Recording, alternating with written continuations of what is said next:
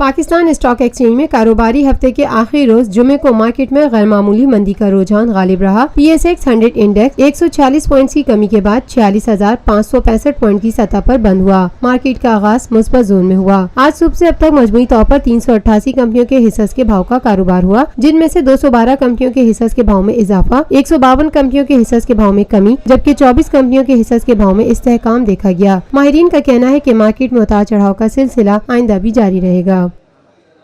Lotus Lake Towers, a groundbreaking endeavor by Lotus Properties.